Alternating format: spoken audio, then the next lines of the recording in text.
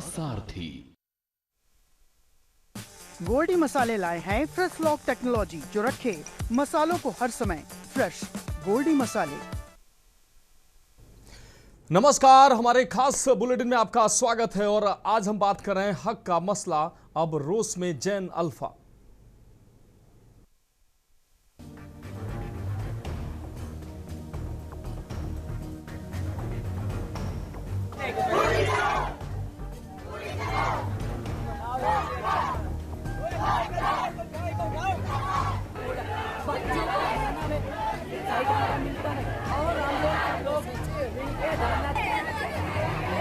कहीं पे आपने पहले शिकायत किया कि नहीं कि इसके बाद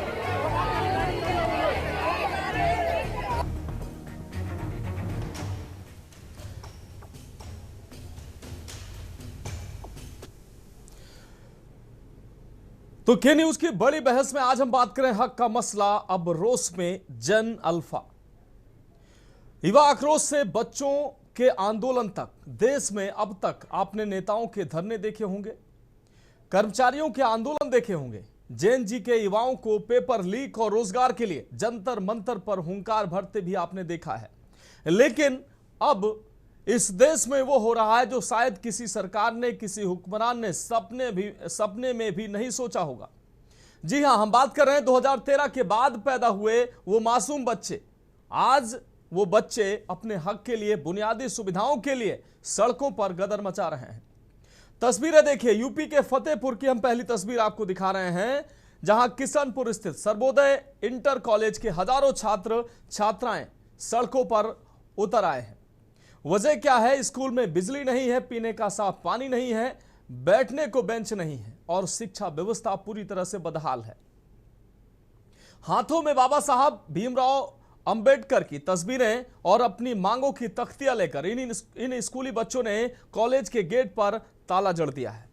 नौबत ये आ गई है कि पुलिस, तहसीलदार और जिला विद्यालय निरीक्षक को मौके पर दौड़ना पड़ा। और अब सिर्फ यूपी ही नहीं, बिहार के गया जी से ही ऐसी तस्वीरें सामने आई। सरकारी स्कूल में पंखे खराब, हैंडपंप ठप पड़े हैं और बच्चे गर्मी से बेहाल हैं। जब बच्चों ने प्रदर्शन किया है तो प्रशासन ने सोचा कि छोटे कर्मचारी को भेजकर मामले को टाल देंगे, लेकिन बच्चों का तेवर देखिए। बच्चों ने साफ कह दिया, छोटों से हम बात नहीं करेंगे, डीएम साहब को बुलाइए। और नतीजा यह हुआ कि गया के डीएम साहब को खुद चलकर स्कूल की चौखट तक पहुंचना पड़ा, चौखट तक आना पड़ा। तो क्या यह माना जाए कि सालों साल से कानों में तेल डालकर सोई हुई सरकार के कान खोदने के लिए अब ये बच्चे खुद मैदान में आ गए हैं? जब व्यवस्था सड़ेगी तो क्या देश का भविष्य कहे जाने वाले ये मासूम सड़कों पर उतरेंगे? क्या आजादी के 70 सालों बाद भी बच्चों को पानी और पंखे के लिए आंदोलन करना पड़ेगा? और सबसे बड़ा सवाल, अगर स्कूली बच्चे ही सिस्टम से लड़ने लगेंगे तो ये देश किस दिशा में जा रहा है, ये सोचने वाली बात होगी। आज इन्हीं विषयों पर हम बात करेंगे। पहले हम अधिकारियों की बात सुनाते हैं, उसके बाद पहले बच्चों की हम बात सुनाते हैं, उसके बाद अधिकारियों का इस पर क्या कुछ कहना है वो भी हम आपको सुनाएंगे। क्या नाम है आपका? मेरा नाम अंकुर सोनकर है।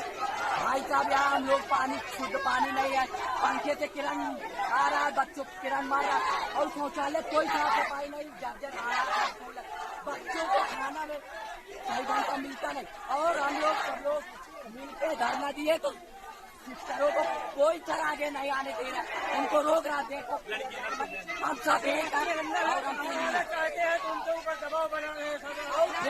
धमकी दी जा रही, प्रधानाचार्य करके। धमकी कौन दिया है? प्रधानाचार्य के उसमें वो नहीं चाहिए, नहीं चाहिए। इससे पहले आपने कहीं शिकायत किया नहीं किया? हम इसके पहले 11 किए, अभी किया, कोई हमारी सुनाई नहीं हो। हमको फेल करने कोई बच्चा जाता है इंस्टीट्यूट करने अच्छा, मतलब फेल करने की धमकी देते थे? बिल्कुल, आप बोल सकते हो कोई बच्चे। आप लोगों का बताइए क्या परेशानी है आपको? मतलब सब लड़के संतुष्ट इस चीज के लिए?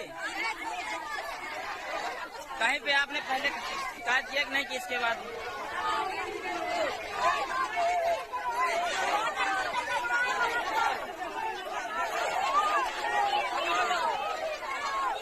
अभी 2 जुलाई को बोले ये बात, 2 जुलाई को टाइम 11 बजे।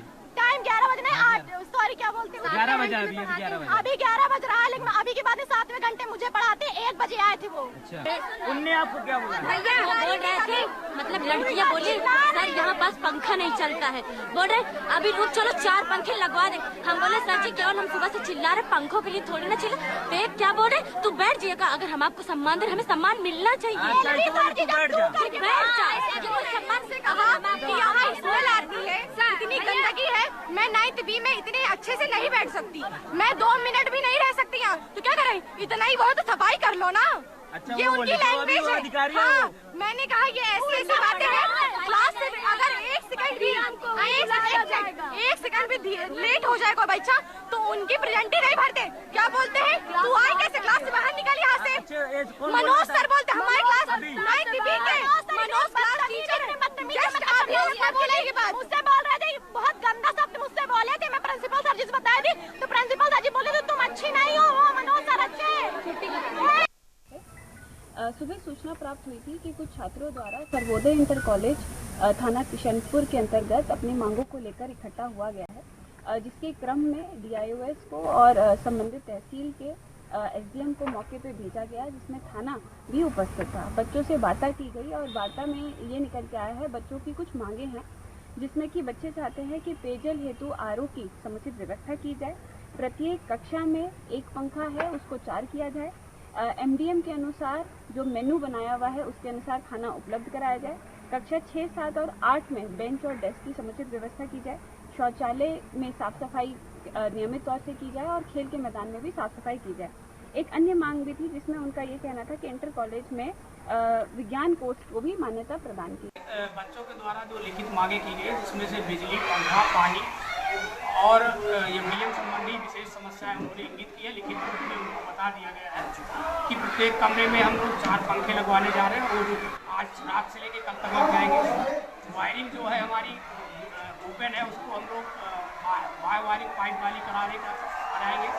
इसी तरीके से MDM का जो मेनू है उसके अनुसार मात्रा और मेनू सुनिश्चित करा जाएगा। जो 6, 7, 8 के बच्चों को डेस्क बेंच चाहिए उनको 1 महीने के अंदर डेस्क बेंच की व्यवस्था कराई जाएगी। तो अधिकारी जो है वो साफ तौर पर कह रहे हैं कि ऐसे विद्यालयों पर हम निश्चित रूप से आप कार्रवाई करेंगे और ऐसे विद्यालयों में जो बुनियादी सुविधाएं हैं वो सुविधाएं नहीं है, वहां पर हम सुविधाओं को विकसित करेंगे। लेकिन सबसे बड़ा सवाल कि आखिर अगर ये सुविधाएं होती तो इन मासूम बच्चों को आंदोलनरत क्यों होना पड़ता, इन बच्चों को आंदोलन क्यों करना पड़ता। अब तक देश में नेताओं का आंदोलन इस देश ने देखा है, जेन जी का आंदोलन इस देश ने अभी कुछ दिन पहले ही देखा है, इससे पहले भी देखा है। लेकिन अब ये मासूम बच्चे जो 2013-2014 के बाद जन्मे हैं, ये मासूम बच्चे भी अब आंदोलन करने को मजबूर हैं। आखिर वजह क्या है? क्या समस्याएं सिर्फ आंदोलन से ही पूरी होंगी? क्या बुनियादी सुविधाएं आंदोलन से ही पूरी होंगी? बिना आंदोलन के हुक्मरान अपनी जिम्मेदारी नहीं निभाएंगे। सरकारी स्कूल में पंखे खराब पड़े, हैंडपंप ठप हैं और बच्चे गर्मी से बेहाल हैं।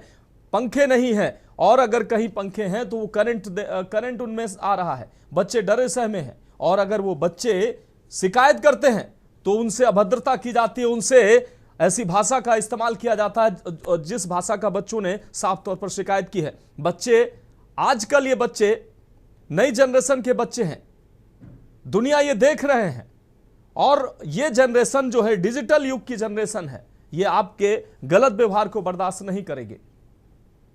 आप बच्चे कहते हैं कि सर टॉयलेट साफ नहीं है, तो आप बच्चों से कहेंगे खुद टॉयलेट साफ कर लीजिए।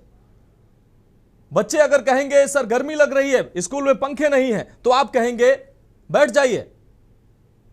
ऐसी अभद्रता करेंगे आप, तो निश्चित रूप से ये बच्चे भी अगर आंदोलन के लिए अगर खड़े हो रहे हैं तो निश्चित रूप से ये तस्वीरें अच्छी नहीं कही जा सकती हैं। और ये बच्चे संदेश भी ऐसा दे रहे हैं, ये बच्चे कह रहे हैं, जब इन बच्चों ने आंदोलन करना शुरू किया, जिला प्रशासन ने छोटे अधिकारियों को भेजा, तो इन बच्चों की जागरूकता देखिए। उन्होंने साफ इनकार कर दिया कि डीएम साहब को बुलाइए, हम इन अधिकारियों से, इन छोटे कर्मचारियों से हम बात नहीं करेंगे, क्योंकि उनको पता है कि ये छोटे कर्मचारी ये समस्या का हल नहीं करेंगे। और आखिरकार डीएम को भी इन बच्चों से बात करने के लिए उनकी चौखट यानी उनके स्कूल तक जाना पड़ा। अब सवाल यह है कि व्यवस्था अगर सड़ेगी तो क्या देश का भविष्य कहे जाने वाले ये मासूम सड़कों पर उतरेंगे? क्या आजादी के 70 सालों बाद भी बच्चों को अगर पानी पंखे के लिए आंदोलन करना पड़ेगा तो शिक्षा व्यवस्था कहां जाएगी, हमारा देश कहां जाएगा? आज इन्हीं सवालों के जवाब हम इस चर्चा में तलाशेंगे। हमारे साथ खास मेहमान जुड़ चुके हैं। अनिल गोयल भारतीय जनता पार्टी से जुड़ चुके हैं, संतोष यदुवंशी हमारे साथ सपा प्रवक्ता जुड़ चुके हैं, ब्रजेश सिंह कांग्रेस नेता हमारे साथ जुड़ चुके हैं, मोनिका शर्मा सोशल एक्टिविस्ट हमारे साथ जुड़ चुकी हैं, ब्रजभूषण सिंह शिक्षाविद हमारे साथ जुड़ चुके हैं, महेंद्र सिंह जी हमारे साथ वरिष्ठ पत्रकार जुड़ चुके हैं। आप सभी मेहमानों का चर्चा में बहुत स्वागत करते हुए आज बहुत गंभीर विषय पर हम चर्चा लेकर आए हैं और सभी मेहमानों से हम अपेक्षा करते हैं कि इन मासूमों की जो आवाज है, इन मासूमों ने जो जेन जी से सीखा है, जो अभी हाल फिलहाल में आंदोलन हुए हैं, शायद उससे उन्होंने सीखा है कि हमारी जो मांग है, हमारी जो हक की आवाज है, वो शायद ऐसे पूरी नहीं होगी, इसलिए ये बच्चे आंदोलन कर रहे हैं। उत्तर प्रदेश के फतेहपुर की चाहे तस्वीर हो या बिहार के गया की तस्वीर हो, तस्वीर लगभग एक जैसी है। बच्चे बुनियादी सुविधाओं की मांग कर रहे हैं। अनिल गोयल जी का हम रुख करेंगे। अनिल गोयल जी, उत्तर प्रदेश के फतेहपुर से जो सर्वोदय विद्यालय की तस्वीरें सामने आई है उसमें साफ तौर पर बच्चे बिजली, पानी जैसी मूलभूत बुनियादी सुविधाओं के लिए आंदोलनरत हैं, वो कह रहे हैं। और ये वो बच्चे हैं जिनको जेन अल्फा कहा जा रहा है। अभी 10, 12, 13, 14 साल के ये बच्चे हैं। जेन जी का आंदोलन देश ने देखा है, अब ये जेन अल्फा का आंदोलन, इसको जेन अल्फा नाम दिया जा रहा है। तमाम बड़ी हस्तियों ने इस आंदोलन को ट्वीट किया है। आखिर इन बच्चों को अब आंदोलित क्यों होना पड़ रहा है? जो मूलभूत सुविधाएं हैं, इन बच्चों को बिजली, गर्मी में पढ़ाई करनी पड़ रही है, इन बच्चों को साफ पानी पीने को नहीं मिल रहा है, बैठने को बेंच नहीं मिल रही है, अध्यापक अभद्र भाषा का इस्तेमाल कर रहे हैं अगर ये बच्चे शिकायत कर रहे हैं। आखिर ऐसा माहौल होगा तो ये हमारे नौनिहाल कैसे पढ़ाई करेंगे, कैसे आगे बढ़ेंगे? अनिल गोयल जी, फोन अनम्यूट करिए। अनिल गोयल जी, सही मायनों में जी कंटिन्यू करिए सर। मानस जी, आवाज आ रही है मेरी? हाँ बिल्कुल आवाज आ रही है मानस जी? बिल्कुल बिल्कुल। मानस जी, अगर नैतिकता के आधार पर देखा जाए, मूलभूत समस्याओं, सुविधाओं के आधार पर देखा जाए, तो निश्चित तौर पर बच्चों की एक एक मांग जायज है, उसका समाधान होना चाहिए और उनको इन समस्याओं का सामना नहीं करना चाहिए। जी, आप एक बात देखेंगे, ये जो विषय है तो अकेला केंद्र सरकार का नहीं, ये केंद्र सरकार, राज्य सरकार दोनों, शिक्षा पर केंद्र सरकार, राज्य सरकार दोनों कानून बना सकती हैं। और निश्चित तौर पर जो स्कूलों का मामला है वो लगभग राज्य सरकार के ऊपर डिपेंड करता है जी। आज निश्चित तौर पर आवश्यकता है कि पूरे देश के जितने भी स्कूल हैं, चाहे वो किसी भी सरकार के राज्य में जी, चाहे किसी की सरकार है, सभी स्कूलों की दशा को सुधारने की आवश्यकता है। हमारी सरकार ने इनको स्कूलों की दशा को सुधारने के लिए पीएम श्री योजना के अनुसार स्कूल खोला, सीएम श्री योजना के लिए स्कूलों को करा, समग्र शिक्षा को अभियान को चलाया और स्कूलों में जल हो, जल जीवन मिशन और स्वच्छ विद्यालय, इन सब पर हमारी सरकारें काम कर रही हैं। लेकिन ये दुर्भाग्य है कि जिस नीचे तक काम जाना चाहिए, बच्चों को सुविधाएं मिलनी चाहिए जी, कहीं ना कहीं उन सुविधा मिलने में ये 100% हम उस पर कामयाब नहीं हो पाए हैं। कुछ जगह पर निश्चित तौर पर ये समस्याएं हैं और समस्या नहीं होनी चाहिए।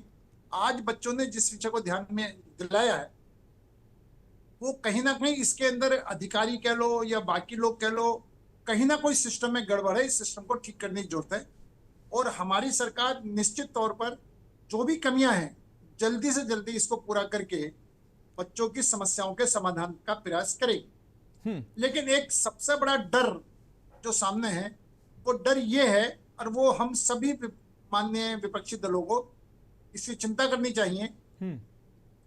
ये उम्र बच्चों के पढ़ने की है, ये उम्र बच्चों को सुविधाएं दे करके पढ़ाने की है जी। ये उम्र बच्चों को भटकाने की नहीं है। हम बच्चों के लिए काम करें, बच्चों को अच्छी से अच्छी शिक्षा मिले, निश्चित तौर पर मिलनी चाहिए। बच्चे सबके बच्चे, लेकिन इसका राजनीतिकरण नहीं होना चाहिए।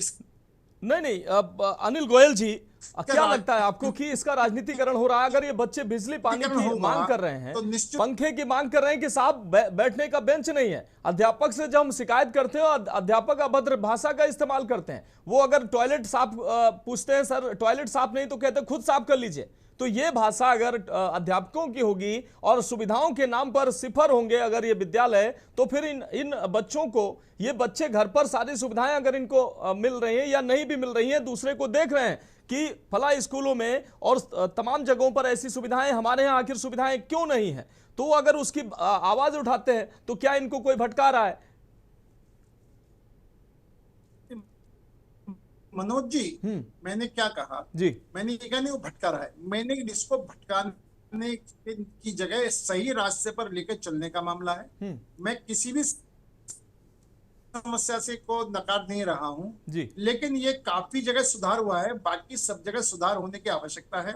और सरकारें कहीं भी हों, कहीं पर बीजेपी की सरकार है, कहीं पर कांग्रेस की सरकार है, कहीं पर समाज, कहीं पर आम आदमी की सरकार है और विपक्षी दलों की भी सरकारें हैं, सभी स्टेट की सरकारों को भी, केंद्र सरकार को भी इस पर गंभीरता पूर्वक विचार करके इसके समाधान के लिए आगे बढ़ना चाहिए।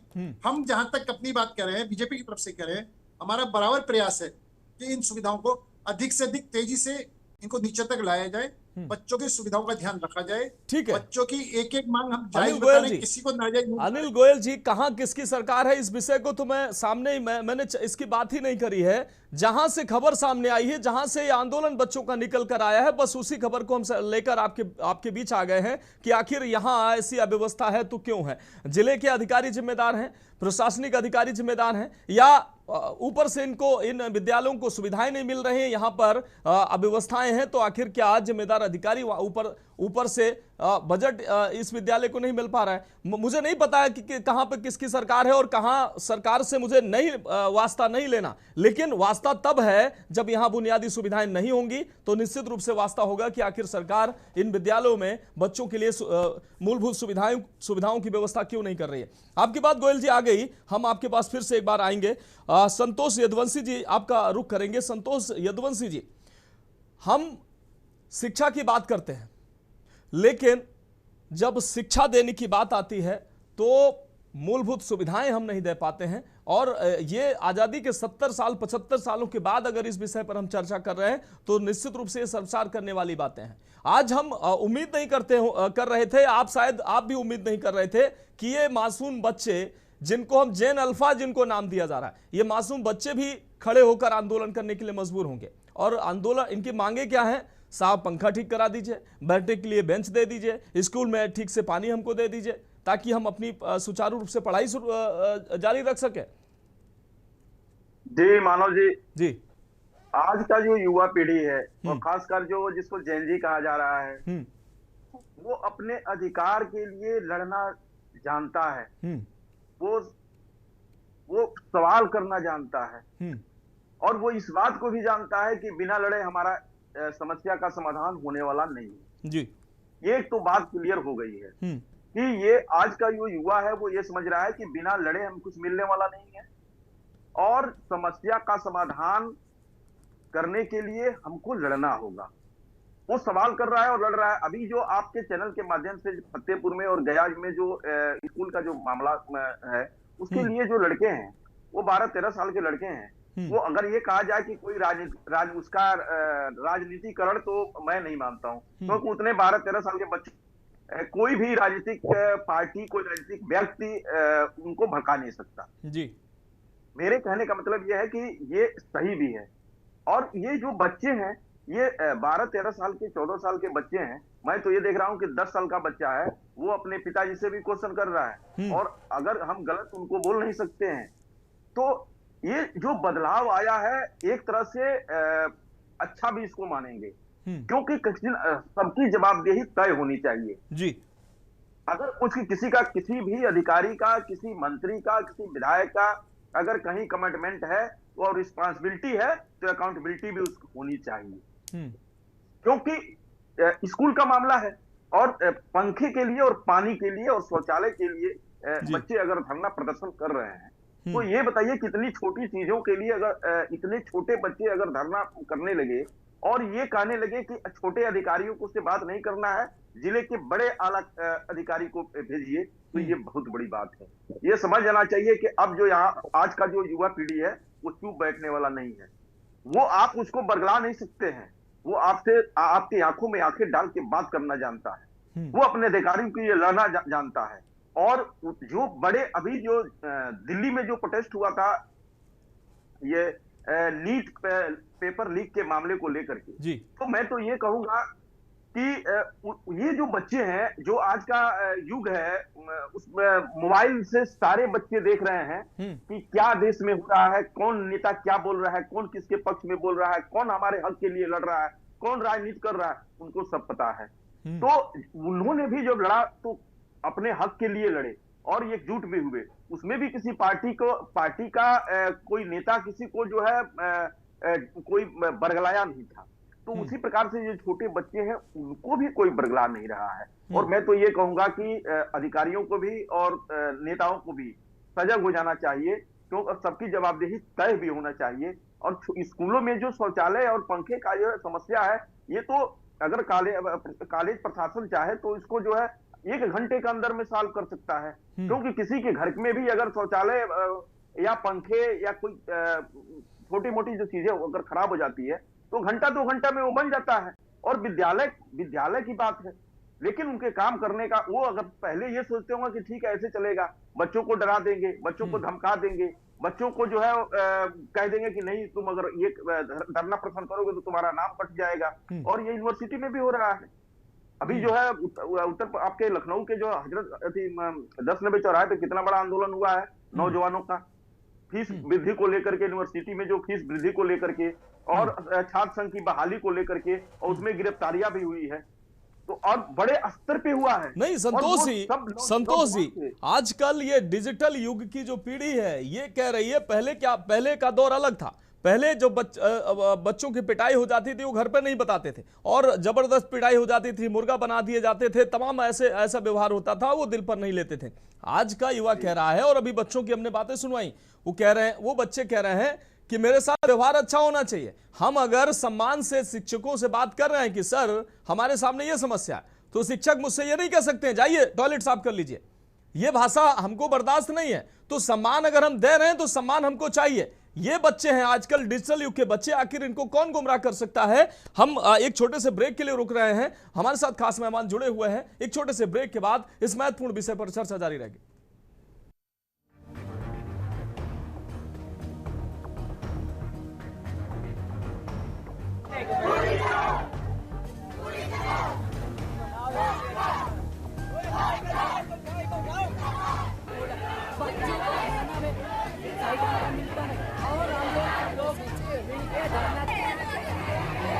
कहीं पे आपने पहले शिकायत किया कि नहीं कि इसके बाद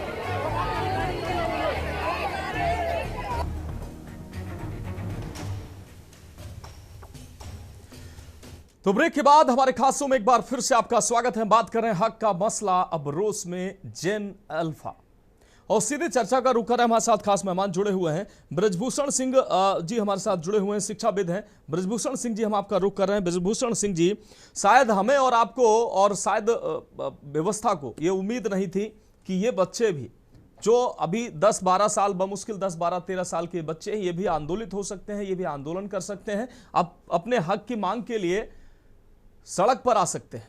लेकिन वो तस्वीर आज हम देख रहे हैं। आखिर इन तस्वीरों के लिए जिम्मेदार आप किसको मानते हैं? शिक्षक अपनी जिम्मेदारी नहीं निभा रहे हैं, व्यवस्था अपनी जिम्मेदारी नहीं निभा रही है, सरकारी स्कूलों में अव्यवस्थाएं हैं, प्राइवेट स्कूलों में जो मोटी फीस लेते हैं वहां भी अव्यवस्थाएं हैं। शायद इन बच्चों ने अपने माँ बाप और गार्जियन से भी पहले शिकायत की होगी, शिक्षकों से भी शिकायत की, लेकिन जब वो हल नहीं मिला, उनको जवाब नहीं मिला, तब शायद ये रुख उन्होंने अख्तियार किया होगा। अब जिम्मेदारी तय करने का समय आ गया है। 70 साल के बाद भी अगर जिम्मेदारी तय नहीं हुई है और ये बच्चे अब उठ खड़े हुए हैं, तो सोचने को मजबूर कर रहे हैं बच्चे।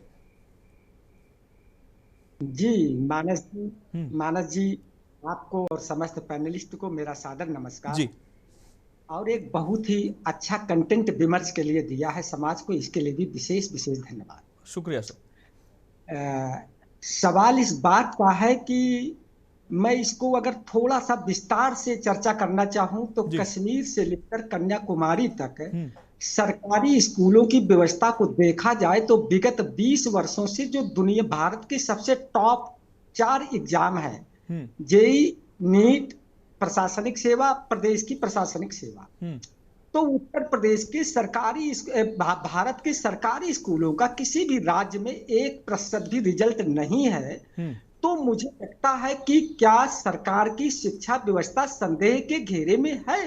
दूसरी बात कि अगर 1 भी % रिजल्ट नहीं आ रहा है तो इसमें भारत में असमानता बढ़ती जा रही है, गरीब गरीब होता जा रहा है, क्योंकि गरीब बच्चे की जब शिक्षा नहीं हो पाएगी तो फिर उसको अच्छी नौकरी या अच्छा चिंतन नहीं मिल पाएगा, तो एक तरह से वो जो विशेष सर्कल ऑफ पॉवर्टी बन जाता है, तो वो उस गरीबी के दुष्चक्र से बाहर नहीं निकल पाता। ये देश के लिए बड़ा ही खतरनाक संकेत है। दूसरी बात कि इस समय डिजिटल युग में अगर अल्फाजिन ने इस तरह से भारत को चिताया है तो मुझे लगता है कि ये हिंदुस्तान के लिए बड़ी सुखद तस्वीर है।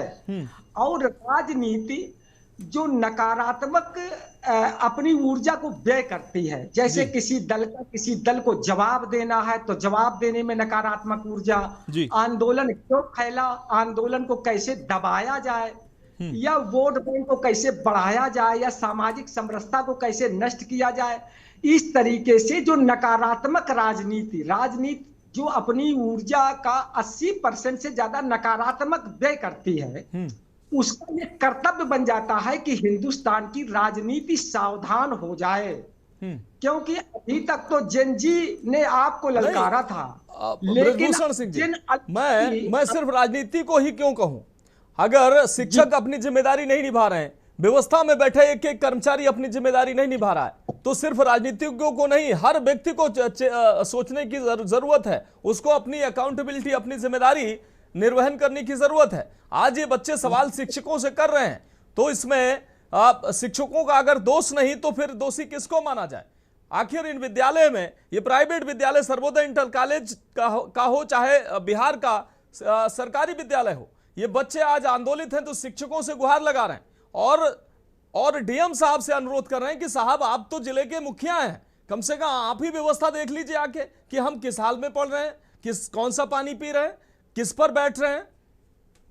मानस जी, जब किसी भी विद्यालय को, वो चाहे निजी क्षेत्र का हो या सरकारी, उसके कुछ मानक होते हैं, जब सरकार उनको मान्यता देती है, मान्यता देते समय जो आवश्यक शर्तें होती हैं, उन आवश्यक शर्तों में अगर ये शासन की, सरकार की हीला हवाली नहीं है, ढीलापन नहीं है, या कहीं पर मतलब छिद्र नहीं है कि जिसके माध्यम से हमें ये मान्यताएं मिल जाती हैं, और उसके बाद स्थितियां ये हो जाती हैं कि जो इंफ्रास्ट्रक्चर है, जो बुनियादी हक है विद्यार्थियों का, क्योंकि एक बच्चा जब वो जेन अल्फा का बच्चा है तो उसको कम से कम इतना कि उसे स्वच्छ पानी और अध्यापक के द्वारा ज्ञान वर्धन, तो भोजन ये अगर पौष्टिक नहीं है, शुद्ध पानी नहीं मिल पा रहा है, तो हम कैसे कह सकते हैं कि भारत डेवलपिंग से डेवलप्ड कंट्री होने जा रहा है।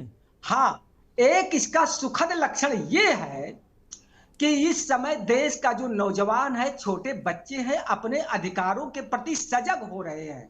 ये सजगता जरूर एक तरह से अलार्म है पूरे समाज के लिए और विशेषकर राजनीति के लिए, कि अब मात्र मतदाता या विद्यार्थी या कोई क्षेत्र विशेष अब आपका केवल एक मतदाता वर्ग नहीं है, बल्कि वो अपने अधिकारों के लिए खड़ा हुआ एक सजग प्रहरी है।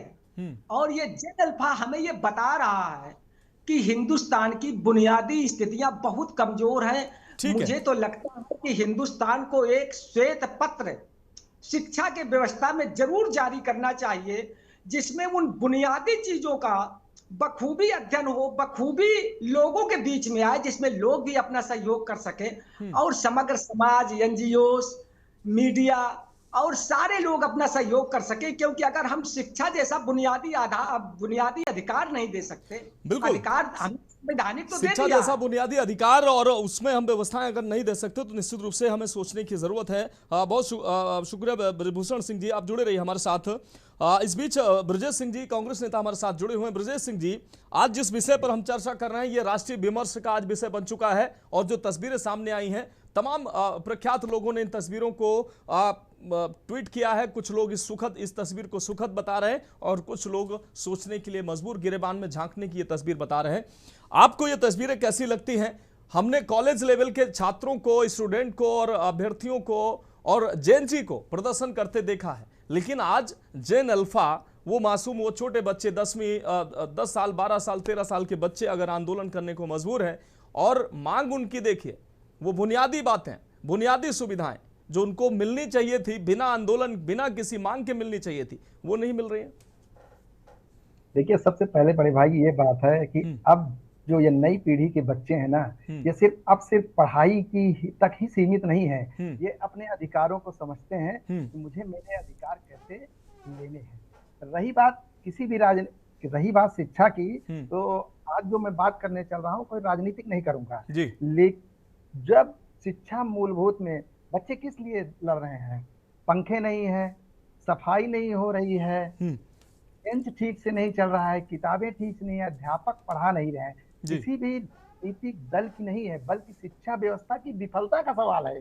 जब बच्चों को किताबों की जगह धरना देना पड़े तो सरकारों को आत्ममंथन करना चाहिए। आखिर कहां से ऐसी गलतियां हो रही हैं? सरकारी स्कूल में मूलभूत आवश्यकताएं, मूलभूत चीजें उपलब्ध नहीं है। जब चीजें उपलब्ध नहीं है तो उसमें सुधार लाइए ना आप। सुधार तो ला रहे हैं आप केवल क्या कर रहे हैं? एक सिस्टम पे आरोप लगा रहे हैं, ऊपर का सिस्टम नीचे वालों सिस्टम पे लगा रहा है। अरे भाई साहब, आप बताइए सफाई क्यों नहीं हो रही है? सरकारी स्कूलों में आपने ग्राम सभाओं में जो है एक सरकारी कर्मचारी, सफाई कर्मचारी नियुक्त किया है और उसको जिम्मेदारी दी गई है कि आप जो है स्कूलों के आसपास की सफाई भी कर देंगे। जी, सिस्टम ये है कि आप जो है करना नहीं चाहते हैं, कुछ आपके द्वारा लगाए गए लोग काम करना नहीं चाहते हैं। जब काम करना नहीं चाहते हैं तो और जिम्मेदारी भी नहीं लेना चाहते हैं, आपको जिम्मेदारी लेनी पड़ेगी। और जब जिम्मेदारी आप नहीं लेंगे तो आज की नई पीढ़ी जो है अपने अधिकारों को समझ गई है कि हमें अपने अधिकार कैसे लेने हैं। जी, ठीक कह रहे हैं आप।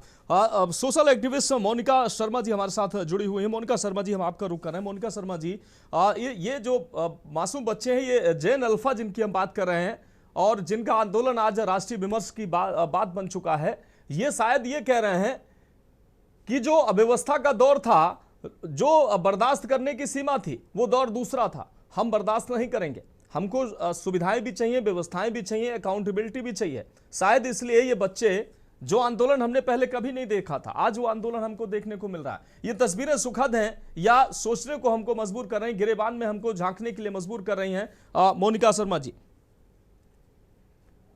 मनोज, यहाँ पे कहूंगी कि ये तस्वीरें सुखद हैं और कहीं ना कहीं सोचने पर भी हमको मजबूर कर रही हैं कि हमारी मतलब सरकारें क्या कर रही हैं, क्योंकि एक शिक्षा का अधिकार एक ऐसा अधिकार है जो संविधान हमको अधिकार देता है हर बच्चे को, चाहे वो किसी भी वर्ग से आता हो, किसी भी जाति से आता हो, किसी भी धर्म से आता हो, समान रूप से सुरक्षित माहौल में जहाँ पे वो कंफर्टेबल फील करे, उसको पढ़ाई करने का अधिकार है। और पानी पीने का होना साफ और सफाई होना और क्लासरूम में मतलब होना, प्रॉपर लाइट होना जिससे वो बच्चे अच्छी तरीके से पढ़ सके और योग्य शिक्षा होना, ये बहुत बुनियादी सुविधाएं हैं। अगर हमारी सरकार ये सुविधाएं नहीं दे पा रही है तो कहीं ना कहीं सरकारों को सोचना चाहिए कि वो किस दिशा में आगे बढ़ रहे हैं, क्योंकि यही बच्चे हमारे देश के लिए आगे बहुत कुछ करने वाले हैं। तो जब ऐसा बेसिक शिक्षा के लेवल पे इतनी ज्यादा अव्यवस्था होगी तो उनका मोटिवेशन बनेगा कहाँ हायर एजुकेशन तक जाने का। और इतनी अव्यवस्था, इतनी परेशानियां और तकलीफ देख के बहुत सारे बच्चे हो सकता है ये चूज कर ले कि पढ़ाई लिखाई करके क्या फायदा, क्योंकि देखिए बहुत गर्मी में बैठ करके जब यहाँ पे 40-45 डिग्री का टेम्परेचर होता है तो उन सिंपल पंखों में बैठकर भी पढ़ना मुश्किल होता है। पर जहाँ पंखे भी नहीं चल रहे हैं, 1 नंबर 2 नंबर पे पंखे चल रहे हैं, कोई वेंटिलेशन की प्रॉपर व्यवस्था नहीं है, साफ पानी नहीं है, वाटर कूलर्स नहीं लगे हैं, तो फंड्स जा कहाँ रहा है, सरकार फंड्स किधर खर्च कर रही है, ये हमको कहीं ना कहीं सोचने पे मजबूर करता ही है। क्योंकि शिक्षा के लिए भी एक बजट आता है, प्रॉपर बजट आता है, तो हमें उस शिक्षा के बजट का फिर हमें ऐसा लगता है कि हमें देखना पड़ेगा, हमें जांच पड़ताल करवानी पड़ेगी। हम लोग सोचेंगे कि भाई वो पैसा कहाँ खर्च हो रहा है, क्योंकि सरकार तो कह रही है कि हम जितना अच्छा कर सकते हैं वो हम कर रहे हैं, लेकिन सरकारी स्कूलों की व्यवस्थाएं तो हमें मतलब धीरे धीरे गिरती हुई नजर आ रही है। क्यों लोगों ने प्राइवेट स्कूलों में जाना शुरू कर दिया? क्योंकि हम लोगों ने जब पढ़ाई की है मनोज, हम सब लोग सरकारी स्कूलों में पढ़े, तब इतनी व्यवस्था इतनी खराब नहीं थी। लेकिन अब धीरे धीरे सारा का सारा जो मतलब मैंने कहा कि केंद्रीकरण होना चाहिए वो प्राइवेट स्कूलों की तरफ हो चुका है, तो वो गलत है। हर कोई प्राइवेट स्कूल में अपना अफोर्ड नहीं कर सकता, जो लोअर मिडिल क्लास है, इकोनॉमिकली वीकर सेक्शन है, वो कहाँ जाएगा? उनके बच्चे क्या फिर पढ़ेंगे नहीं? तो बहुत ज्यादा जरूरत है कि सरकारें इस दिशा में सोचे और वो काम नहीं करें। और ये मुझे अच्छा एक शादी तरीके से बात को अच्छा क्या घर में ऐसा नहीं होता कि हम अपने मम्मी पापा से कहते हैं कि भाई हमें चीज की रिक्वायरमेंट है, तो हम घर में कहते हैं, तो हमें सरकारों को कहने का है। और बच्चे जागरूक होंगे तो आगे चल के हमारे भविष्य अच्छा ही होगा कि वो सही सरकारों का चयन करे, सही राजनीतिक पार्टियों का चयन करेंगे। और इसको मैं गलत दृष्टि से नहीं देखती हूँ, लेकिन कहीं ना कहीं पॉलिटिकल पार्टीज जरूर ऐसी होती। मुझे लग रहा है मोनिका जी से संपर्क कर चुका है, दोबारा से मोनिका जी के पास जाएंगे। महेंद्र सिंह जी हमारे साथ जुड़े हुए हैं, बहुत ही वरिष्ठ पत्रकार हैं और तमाम ऐसे विषयों पर बहुत ही बेबाकी से अपनी राय रखते हैं। महेंद्र सिंह जी, आपने सभी पैनलिस्ट को सुना और ये जो विमर्श का आज विषय, राष्ट्रीय विमर्श का विषय बन चुका है, ये जिस पर आज हम चर्चा कर रहे हैं, इन तस्वीरों को आप कैसे देखते हैं, क्या कहेंगे इन तस्वीरों को लेकर? आज जेन अल्फा जो अभी जेन जी की तरफ बढ़ रहा है, वो आज अगर आंदोलन को आंदोलित है और विषय साफ पानी, स्कूलों में बैठने की व्यवस्था, हवा पानी की वो मांग कर रहे हैं और कम से कम वो स्कूल में ऐसे माहौल की उम्मीद कर रहे हैं, अध्यापकों से शिक्षा के साथ साथ अच्छा व्यवहार की अगर वो उम्मीद कर रहे हैं, तो इन तस्वीरों को आप कैसे देखते हैं? और अगर ऐसी तस्वीरों की अगर बात करें, उत्तर प्रदेश के तमाम सरकारी विद्यालयों की अच्छी तस्वीरें भी सामने आ रही हैं। ऐसा नहीं कि सब, हम ये जो उत्तर प्रदेश की बात करें, ये प्राइवेट विद्यालय है, प्राइवेट विद्यालय से भी अगर ऐसी तस्वीरें सामने आ रही, इसके लिए भी जिम्मेदार कहीं ना कहीं जिला विद्यालय निरीक्षक कि ऐसे विद्यालयों की भाई निरीक्षण क्यों नहीं होता है? ऐसे विद्यालयों में अगर बच्चों के साथ अमानवीय व्यवहार हो रहा है, वहां पर शिक्षा के नाम पर इन बच्चों के साथ वहां पर सुविधाएं नहीं मिल पा रही हैं, तो इसकी जवाबदेही किसकी होगी? और दूसरी तरफ सरकारी विद्यालय हो या प्राइवेट विद्यालय हो, अगर बच्चों को उचित जो साधन नहीं मिलेंगे तो इन बच्चों को आंदोलित तो होना ही पड़ेगा। अगर उनकी बात कोई नहीं सुनेगा तो ये डिजिटल युग के बच्चे हैं। महेंद्र सिंह जी, मनोज जी, डिजिटल युग के बच्चे हों या पहले के भी बच्चे हों, आंदोलन होते रहे हैं। और अगर आपको, जब आप कहते हैं कि 75 साल आजादी के और आज तक हम लोग नहीं दे पाए, तो मुझे याद आ रहा है कि 75 साल पहले भी स्वतंत्रता आंदोलन में बच्चों ने भाग लिया था। नहीं सर मैं आपको मैं टोक रहा हूं, इसके लिए माफी चाहता हूं। मैं ये कह रहा हूं कि ये प्राथमिक और माध्यमिक स्तर के बच्चे अपनी बुनियादी मांगों के लिए क्या आंदोलन में, मैंने ऐसी तस्वीरें नहीं देखी है, इसलिए मैं कह रहा हूं, मैं ये नहीं कह रहा हूं कि आजादी से अब तक कुछ हो नहीं रहा है, हुआ नहीं है, शिक्षा व्यवस्था में सुधार नहीं हुआ है, लेकिन ये तस्वीरें मुझे बोलने तो दीजिए। अगर आप 10 सेकंड में टोकेंगे तो फिर वो भूमिका भी नहीं बन पाएगी, कंप्लीट करिए सर, कंप्लीट करिए। आप बोलने दीजिए। मैं ये कह रहा हूँ कि चाहे ये जेन जी हो, चाहे जेन अल्फा हो, चाहे जेन एक्स हो, चाहे जेन वाई हो, चाहे और मिलेनियल हो, सभी बच्चों ने अपने अपने समय में इस तरीके की करते हैं। क्यों करते हैं, क्यों करना पड़ता है? क्योंकि सिस्टम सड़ चुका है, करप्शन में डूबा हुआ है। हर एक पॉलिटिकल पार्टी सत्ता में रही है, ये जितने यहाँ पर लोग बैठे हैं, ये सब सत्ता में रहे हैं, और इन सब की वजह से ही आज तक अभी ये हमें विद्यालयों का ये हाल देखने को मिलता है। बच्चियां जो हैं, उनके लिए टॉयलेट की व्यवस्थाएं नहीं होती हैं। सरकारी स्कूल है, प्राइवेट स्कूल है, कहीं पर आप देख लीजिए, इतने गंदे टॉयलेट्स, इतने गंदगी कि आप सोचिए कि मजबूरी है ये। तो मैं ये कह रहा था कि आजादी के समय में जब शोषण हो रहा था, तब भी बच्चों ने अपना ये प्रदर्शन का हथियार उठाया था। और शायद ये बहुत अच्छी तस्वीर मैं ये कहूंगा इस वजह से कि जागरूक हो रहे हैं बच्चे फिर से, और ये बच्चों की जागरूकता है और ये होना चाहिए, हर विद्यालय में होना चाहिए, क्योंकि ऐसे नहीं सुनेंगे, इनके कान में जू नहीं रेंगती है। ये अधिकारी हो चाहे प्राइवेट स्कूल के जो प्रबंधक हैं, जो मालिकान हैं, वो सिर्फ पैसा कमाना चाहते हैं। किसी भी रैंडम किसी विद्यालय को देख लीजिए जाके, ऑडिट में अगर पास हो जाए तो आप समझ लीजिएगा कि बहुत बड़ी क्रांति हो गई। कहीं नहीं, आपको कोई भी स्कूल उठा के देख लीजिए, ठीक है। तो ये बच्चे जो हैं एक ये मजबूरी में आए हैं, मजबूरी में आए हैं, ये सरकारी स्कूलों के हों या प्राइवेट स्कूलों के बच्चे हों। बस एक ही चीज अच्छी दिख रही है कि बच्चों ने भी अब प्रदर्शन, जो महात्मा गांधी का जो मंत्र दिया हुआ मंत्र है, उसको अपनाया है। इन्होंने कोई अराजकता नहीं फैलाई, चाहे जनजी का आंदोलन रहा हो, तो गांधीयन तरीके से इन लोगों ने किया। तो ये एक मैच्योरिटी है और ये शर्मसार करती है उन लोगों के लिए जो सत्ता में थे, सत्ता में हैं, सत्ता में रह चुके हैं और आने के लिए सत्ता में लालायित हैं। ये उन अधिकारियों के गाल पे तमाचा है जो एसी रूम में बैठते हैं, सारी सुविधाओं के साथ रहते हैं, 10-10 उनके पास सर्वेंट्स होते हैं, गाड़ी होती है, सब कुछ होता है। ये उन सभी के लिए, ये समाज के उन लोगों के लिए तमाशा है जिनको ये मामला उठाने चाहिए थे, उनके लिए भी है जो इनको ऑडिट करके व्यवस्थाएं सुधारनी चाहिए थी। ये बच्चे, ये बच्चियां, ये फ्यूचर हैं और इनके अंदर ये जागरूकता आ रही है। अभी के बच्चे जल्दी मैच्योर हो रहे हैं और ये वही उन्होंने दिखाया कि ये आप अगर नहीं सुनोगे तो हम आंदोलन करेंगे, और आंदोलन जब करेंगे तो आप ही शर्मसार होगे, क्योंकि आपको व्यवस्था चलानी थी। अब डरा धमका के उस तरीके से आप नहीं कर सकते हो। आप देखिए कि इन बच्चों को किताबें तक समय पे नहीं मिल पाती हैं, मानस जी, बिल्कुल किताबें तक समय से नहीं मिल पाती, कपड़े तक इनको समय से नहीं मिल पाते जो सरकारी स्कूलों में मिलते हैं। सेशन चला जाता है उसके बाद मिलते हैं। तो ये व्यवस्थाएं, और इसमें हमारा मीडिया, हम लोग भी फेल हुए हैं, क्योंकि हम वो रिपोर्टिंग करते ही नहीं। वहां की जो हमारा काम है इस अव्यवस्था को दिखाना, हम नहीं करते, हम नहीं जाते। जब बच्चे चल के आए तब हमने इसको रिपोर्ट किया।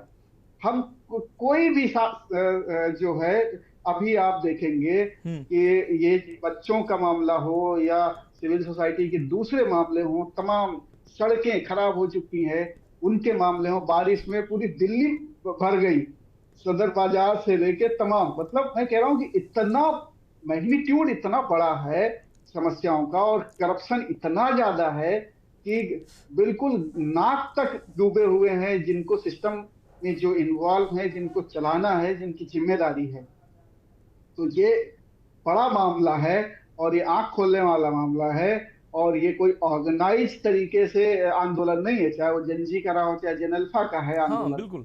तो ये पीढ़ी बिल्कुल जागरूक पीढ़ी है। मैं तो मानस जी इनको बधाई देता हूँ कि ये बच्चे उठ खड़े हुए हैं, और ऐसे तमाम स्कूलों के बच्चों को उठ खड़े होना चाहिए। अब समय आ गया है, क्योंकि ये हमारे जो नेता हैं, जो अधिकारी हैं, जो जिनको व्यवस्था सुधारनी है, वो ऐसे नहीं सुनते। इनकी खाल बहुत मोटी हो चुकी है, इनको इसी तरीके से सुधारना पड़ेगा। बिल्कुल बिल्कुल सर, जुड़े रहिए हमारे साथ। अनिल गोयल जी, एक बार फिर से हम आपका रुख करें। अनिल गोयल जी, महेंद्र सिंह जी अभी साफ तौर पर कह रहे थे कि आज़ादी का समय हो, उस समय से ऐसी तस्वीरें देखने को मिली है, लेकिन उस समय भी जब अधिकारों का हनन हो रहा था, आवाजें दबाई जा रही थी, तब लोग आंदोलित होकर निकल कर आ रहे थे। अब शायद इन बच्चों की भी आवाजें दबाई जा रही हैं, इसलिए इन बच्चों ने जब सवाल किया, इन बच्चों ने जब बुनियादी सुविधाओं की मांग की, तब इनकी आवाज, इनकी समस्याओं को हल करने के बजाय इनको डांटने धमकाने का प्रयास किया गया, इसलिए ये आंदोलित हैं। इनकी मांगे नहीं मानी, इनकी जो बुनियादी मांग थी वो पूरी नहीं की गई, इसलिए आंदोलित हैं। और अगर ये बच्चे सिस्टम से लड़ने लगेंगे, सिस्टम से मांग करने के लिए सड़कों पर उतरेंगे, तो फिर ये तो कैसी तस्वीरें इसको कहेंगे? ये हमारे गिलेबान में झांकने के लिए प्रेरित कर रहे हैं बच्चे। कह रहे हैं कि अब तक जो आपने किया है वो ठीक नहीं किया है। जैसा कि महेंद्र सिंह जी भी कह रहे थे कि अगर ये जिम्मेदारी अगर सभी राजनीतिक दल और सरकारें निभा रहे होते तो 70 साल के बाद आज हम इस पर चर्चा नहीं कर रहे होते। मनोज जी, पहली बात तो मैं पहले भी ये बात कही थी कि निश्चित तौर पर बच्चों की जितनी मांग है वो जायज, दूसरा पक्ष भी हमें देखना पड़ेगा जी। एक पक्ष टीचरों की कमी है, इसमें कोई दो राय नहीं है, और टीचरों की कमी होने के बाद भी टीचरों को इलेक्शन में, जनगणना में और अन्य कामों में लगा दिया जाता है, तो और टीचर कम में से और अधिक कम हो जाते हैं। हमको प्राइवेट स्कूल और सरकारी स्कूलों में भी हमें उनको दो टुकड़े में बांटना पड़ेगा। एक तरफ प्राइवेट स्कूल है, एक तरफ सरकारी स्कूल है, और निश्चित तौर पर प्राइवेट स्कूलों की सुविधा सरकारी स्कूलों से बेहतर है। और वो बेहतर क्यों है कि वहां का शिक्षक निश्चित तौर पर पूरी तरीके से पढ़ाई पर ध्यान देता है। सरकारी स्कूल के शिक्षक को कहीं ना कहीं किसी न किसी काम में लगा दिया जाता है, तो वहां पर पढ़ाई में भी थोड़ा सा स्टैंडर्ड डाउन हो जाता है। आज आवश्यकता जो है, सबसे बड़ी आवश्यकता है कि मैं राजनीति से ऊपर उठ के एक बात कहूं, तो अगर सरकारी स्कूलों के पढ़ाई को भी सुधारना है तो सरकार को एक नियम बनाना चाहिए कि जितने भी सरकारी कर्मचारी हैं, जितने भी पार्षद, सांसद, विधायक, मंत्री, प्रधानमंत्री हैं, उन सबके बच्चे सरकारी स्कूल में पढ़ेंगे। अगर उन सबके बच्चे सरकारी स्कूलों में पढ़ने लगे तो निश्चित तौर पर सरकारी स्कूलों में एकदम कायाकल्प होगा और आपको ये लगेगा कि सरकारी स्कूल बहुत अच्छे हैं, प्राइवेट स्कूल के बच्चे उनके पीछे दौड़ते दिखाई देंगे। आज अनिल गोयल जी, और अमूमन माध्यम से जी, अनिल जी कंप्लीट कर लीजिए। जी मैं बात पूरी करूं। ठीक है, कंप्लीट। और ये जो बच्चों का आंदोलन है, ये बच्चों का आंदोलन सही मायनों में हमको सजग कर रहा है, हमको होशियार कर रहा है। हमको मतलब जो भी सत्ताधारी दल, जहां भी किसी भी पार्टी के सत्ताधारी दल हैं, सबको ये एक तरह से सजग रहने की जरूरत है कि आज आवश्यकता है कि बच्चों की मूलभूत समस्याओं पर हम ध्यान दें और किसी भी तरीके से शिक्षा को शिक्षा के रूप में काम करें। शिक्षक को कहीं इधर उधर लगा करके शिक्षक को फालतू ना माने, शिक्षक को शिक्षा के लिए छोड़े। ठीक है अनिल गोयल जी, अमूमन सत्ता पक्ष के प्रवक्ता हो या नेता हो इस बात को मानते ही नहीं है, लेकिन आपने बड़ी साफगोई ईमानदारी से इसको एक्सेप्ट किया कि शिक्षकों की कमी है, शिक्षकों को अन्य कामों में लगा दिया जाता है। ये सब जानते हुए भी यही व्यवस्था चल रही है। इसी व्यवस्था से हम उम्मीद कर रहे हैं कि हमारे बच्चे बेहतर पढ़ेंगे। स्कूलों में बेहतर व्यवस्थाएं नहीं है, इसके बावजूद भी हम बड़े धमक और उसके ठसक के साथ कहते हैं कि नहीं हमारे यहाँ स्कूलों में कोई दिक्कत नहीं है, शिक्षकों की कोई कमी नहीं है, बुनियादी सुविधाओं की कोई कमी नहीं है।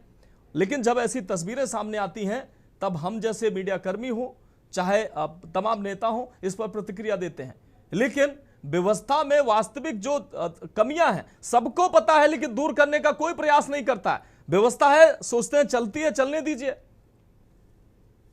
गोयल साहब। मनोज जी, देखो व्यवस्था सुधारने के लगातार प्रयास हो रहे हैं।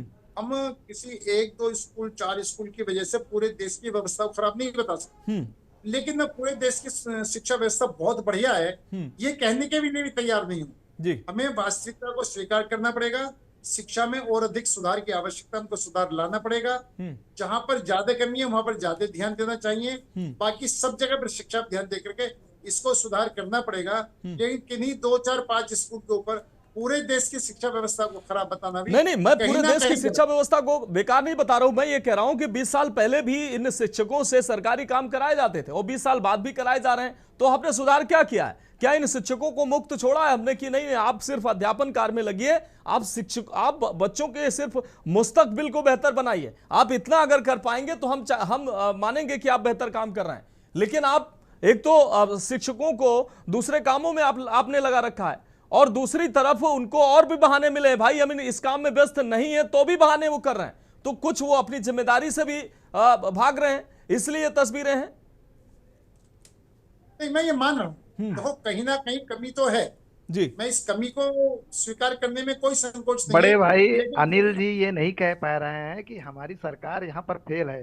पहली लाइन में ही आप राजनीति करना चाहते हो, आप राजनीति करना चाहते हो तो आप तो वो लोग हैं जो समर्थन। नहीं, अनिल गोयल जी कंप्लीट करिए। अनिल गोयल जी, अनिल गोयल जी कंप्लीट करिए। आपके टाइम में कंप्लीट करिए अनिल गोयल जी। स्कूलों की हालत थी और आज के टाइम में स्कूल की हालत है, जमीन आसमान अंतर है। मैं भी उत्तर प्रदेश यूपी से ही हूँ और यूपी के स्कूलों का पहले कितना बुरा हाल था। अगर आप राजनीति, मैं राजनीति की बात नहीं कर रहा, लेकिन मेरे समाजवादी के भाई नहीं करना चाह रहे हैं। नहीं राजनीति करेंगे तो आप स्कूल में आज के अंदर भी हिमाचल के स्कूल जाके देखें, आज के अंदर भी पंजाब के स्कूल लोग जाके देखें, आज के कर्नाटक के स्कूल लोग जाके देखें, जहाँ पर आपकी सरकार है, आपकी गठबंधन की सरकार है, वहाँ पर जाके स्कूलों को देख लें आपके स्कूलों की हालत क्या है। आप मैं आरोप प्रत्यारोप नहीं लगा रहा मेरे भाई, मैं निश्चित ठीक है अनिल जी आपकी बात बच्चों का मामला है, अनिल जी आपकी बात है, बच्चों का ये मामला है और राजनीति नहीं होनी चाहिए। होना चाहिए, ब्रजेश जी क्या कर रहे हैं? सुविधा मिलनी चाहिए, मैं इस बात की बात कर रहा हूँ। ब्रजेश जी क्या कह रहे हैं आपके? अनिल जी सुन लीजिए, बच्चों ने पहली लाइन में कहा है कि वहाँ के शिक्षक मेरी बात नहीं सुन रहे हैं। जिस देश में यह सिखाया जाता है गुरु गोविंद दो खड़े काके लागू पाए, बलिहारी गुरु आपने गोविंद दियो बताए, उस स्कूल की बात कर लीजिए आप, देश विदेश की बात मत करिए, आप उस स्कूल की बात करिए। उस बच्चे ने डायरेक्ट आरोप लगाया है और आप उस आरोप का निराकरण करने की बजाय आप डराने और धमकाने का काम करते हैं। आप जो है हम डरा धमका रहे हैं, हम तो सीधी बात कर रहे हैं, आपका सिस्टम डरा रहे हैं, नहीं सीधी बात कर रहे हैं और टीचरों की समस्या का भी बखान कर रहे हैं। ठीक है, टीचरों की जो समस्या है स्कूल में जो अनिल जी आपकी बात आ गई, ब्रजेश जी आपकी भी बात आ गई, सबके ऊपर बड़ा खुले तौर पर ब्रजभूषण सिंह जी, ब्रजभूषण सिंह जी, और अगर आप ये बात कहेंगे तो आप ठीक है भाई अनिल जी आपकी बात आ गई, अनिल जी आपकी बात आ गई, अनिल जी आपकी बात आ गई। ब्रजभूषण सिंह जी आपसे मेरा सवाल है, ब्रजभूषण सिंह जी आपसे मेरा सवाल, ब्रजेश जी कंप्लीट हो गया भाई। ब्रजभूषण सिंह जी आपसे मेरा सवाल है, जिस तरीके से अनिल जी कह रहे हैं कि उत्तरोत्तर शिक्षा में प्रगति हो रही है, विद्यार्थी और शिक्षा व्यवस्था ठीक हो रही है। अभी मोनिका जी कह रही थी कि वो प्राइमरी स्कूल में पढ़ी हुई है या सरकारी स्कूल में पढ़ी हुई है। तमाम जैसे हम जैसे या तमाम ऐसे लोग जो है प्राइमरी स्कूलों से ही निकले विद्यार्थी हैं आज ऐसी, और उत्तरोत्तर अगर हम इसको प्रगति कहें तो उस समय लगभग 80% 90% बच्चे सरकारी स्कूलों में पढ़ते थे, 10% सरकारी स्कूलों में, प्राइवेट स्कूलों में शायद पढ़ते होंगे। आज स्थिति उलट हो गई है, तो हम किस दिशा में जा रहे हैं? अगर सरकारी तंत्र, सरकारी शिक्षा व्यवस्था अगर सबसे इतनी बेहतर है तो प्राइवेट की तरफ सब भागते क्यों नजर आ रहे हैं? 10% 5% विद्यार्थी बचे शायद गरीब के बच्चे होंगे। मानस जी, नेता बीजेपी का मैं बखूबी सम्मान करते हुए अपनी बात कहना चाहूंगा कि सरकारी स्कूलों या प्राइवेट स्कूलों की दोनों की शिक्षा व्यवस्था उत्तम नहीं है। हाँ। इसलिए नहीं है क्योंकि अगर इसका पूरा देशव्यापी एक सर्वे करा लिया जाए तो प्राइवेट स्कूलों की बढ़ी हुई फीस में प्रत्येक एक भी गार्जियन सहमत नहीं है जितनी फीस वसूली जा रही है। यानी कि वो विद्यालय न बन करके फैक्ट्री बन चुके हैं, एक तरह से प्रतिष्ठान बन चुके हैं, एक तरीके से उत्पादन का केंद्र बन चुके हैं कि ज्यादा से ज्यादा शोषण करो। इसके विपरीत जो सरकारी स्कूल हैं, सरकारी स्कूलों में स्थिति इतनी बदतर हो चुकी है कि आप किसी भी स्कूल का सर्वे कर लो, मतलब 90% से ऊपर स्कूल ऐसे मिलेंगे जहां पर इंफ्रास्ट्रक्चर बिल्कुल 90% नहीं होगा, मात्र 10%। लेकिन ब्रजभूषण सिंह जी, इंफ्रास्ट्रक्चर भले ही प्राइवेट स्कूलों का बेहतर हो, लेकिन शिक्षा वहां भी बहुत बेहतर नहीं है। वहां पर सिर्फ फीस और अभिभावकों का शोषण होता है। अनिल जी 10 सेकंड में अपनी बात कंप्लीट करिए, कुछ कहना चाह रहे हैं आप? अनिल जी। मैं सिर्फ माननीय ब्रजभूषण जी से कहना चाहता हूँ, ये विषय सिर्फ बच्चों के इस मामले का मामला है। अगर आप शिक्षा के ऊपर प्राइवेट स्कूल और सरकारी स्कूलों के ऊपर डिबेट करना चाहते हैं, नहीं, वो विषय अलग हो जाएगा। डिबेट रख लें। मैं आपके साथ डिबेट में बैठने को तैयार हूँ। हो सकता है मैं आपसे कुछ सीख लूं, मेरी जानकारी अधूरी हो, लेकिन जो जानकारी वो आप भी दे दूंगा। वो आज वो विषय सरकारी स्कूल प्राइवेट स्कूल नहीं है, आज विषय है कि स्कूलों की शिक्षा में सुधार कैसे हो।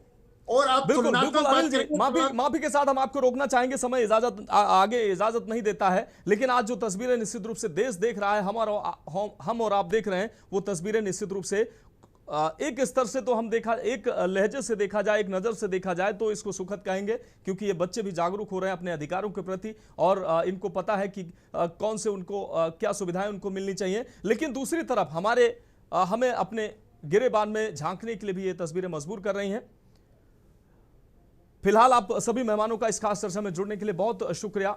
हम उम्मीद कर रहे हैं कि सिस्टम इन तस्वीरों को देखेगा और आगे से ऐसे बच्चे जो है आंदोलन के लिए बाध्य ना हो, आंदोलन के लिए मजबूर ना हो, चाहे प्राइवेट स्कूल के बच्चे हों, चाहे सरकारी स्कूल के बच्चे हों, हर जगह जो बुनियादी व्यवस्थाएं हैं, शिक्षण कार्य प्रभावित ना हो, ऐसी तमाम व्यवस्थाएं हैं जो वो ठीक की जाएंगी, ताकि ये जो बच्चे जेन अल्फा हैं, जो 10, 12, 14, 15 साल के ये बच्चे हैं, कम से कम ये आंदोलन नहीं करेंगे, क्योंकि ये डिजिटल युग के बच्चे हैं, इनको अपने अधिकार पता है और देश दुनिया और में सब जगह क्या घटित हो रहा है सबसे ये वाकिफ हो रहे हैं। इसलिए ये जो जनरेशन है ये कम से कम चुप बैठने वाली नहीं है। इसलिए अकाउंटेबिलिटी, जिम्मेदारी सबको तय करनी होगी और सबको अपनी जिम्मेदारी का निर्वहन भी करना होगा। इस खास चर्चा में इतना ही, मुझे दीजिए इजाजत और आप देखते रहिए के न्यूज इंडिया।